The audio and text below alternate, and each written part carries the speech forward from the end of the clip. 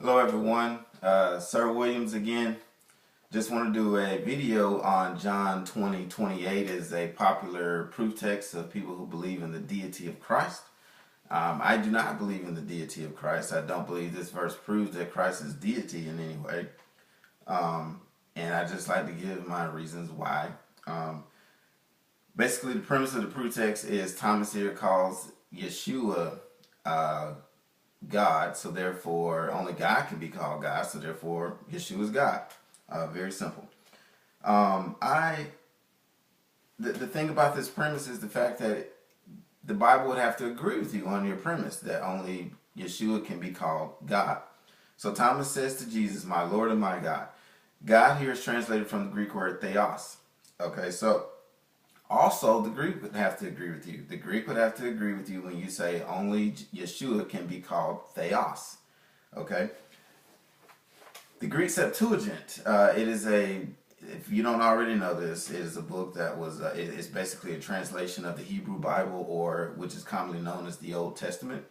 The Old Testament was translated into Greek, and this Septuagint existed during the time of Yeshua. So, when we go into that, one quick example of Theos being given to mere men is Psalms 82:6. And as a matter of fact, it's Yahweh himself that is calling men, not divinity, men, which were the judges of Israel, God. Now in the Hebrew Bible, it's Elohim. Elohim is the Hebrew word for God, and that word was translated into Theos properly. All right. Basic guy here says, "I have said you are gods." All right. You are Elohim in Hebrew, or you are Theos in Greek. So right there, God himself is calling other men God. So understand, this is a perspective that Thomas would have in calling Yeshua God or Theos. All right, our 21st century perspective, we can't seem to grasp this idea or this fact that men can be called God in a proper context. Okay, not mean they're almighty, but in a context of what they mean it as. So in Psalm 32:6, why did God say this? Well, let's look at what were the judges of Israel. Yahweh was speaking of the judges of Israel.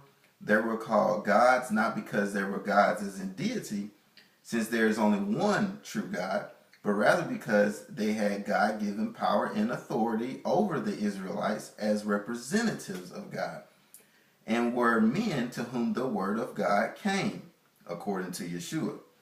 Because they held authority to pronounce judgment over others and even held a position to determine the fate of some, they had godlike power. They had authority from Yahweh. Did Jesus have authority from Yahweh?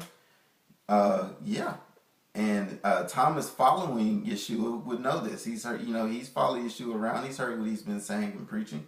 Jesus himself said, or Yeshua himself said, "For the Father judgeth no man, but hath committed all judgment unto the Son." So God's giving the judgment to the Son. Okay? Jesus said that all power and authority has been given to me by my Father. All right, this is easy. All right. Jesus, or Yeshua, also said, "And hath given him authority to execute judgment also, because he is the Son of Man." So think about, this parallel between the judges of Israel and Yeshua, and then think about Thomas's Jewish perspective on this. Jesus has been saying that he's the judge all along. Thomas sees Jesus resurrected, basically solidifying or proving everything that he's been saying, if he hadn't proved it already through the miracles. And now Thomas is basically understanding that what Yeshua's been saying all along is true. He is the judger. He is the Messiah. He is the Lord. He's everything that he had been saying he is. And notice there's one thing that Yeshua did not say he was, and that is that he is Yahweh. He is the Almighty Yahweh. Never said it. So why would Thomas believe that Yeshua is, the Almighty Yahweh, when Jesus himself never claimed it, and keeping in line with the perspective of the word Theos, or God, or Elohim for a Jewish man? Also, I'm going to give you some other quick verses. Exodus 21:6. There also Theos is used in reference to the judges of Israel. Other examples are Exodus 22:8, Exodus 22:9. Both of those, the Greek word theos is there in the Greek Septuagint. The Greek Septuagint does not agree with the premise that only Jesus can be called Theos. Only God can be called Theos, as far as only divinity can be called Theos. It does not agree with you. So this is just a fact. This isn't my opinion. I'm not coming up with some revelation. I'm not, deciding this for myself. This is just a fact. Okay? That word Theos was used of men. Fact, not opinion. So just want to put that out there, maybe to invite some people to consider or think about their position on the verse.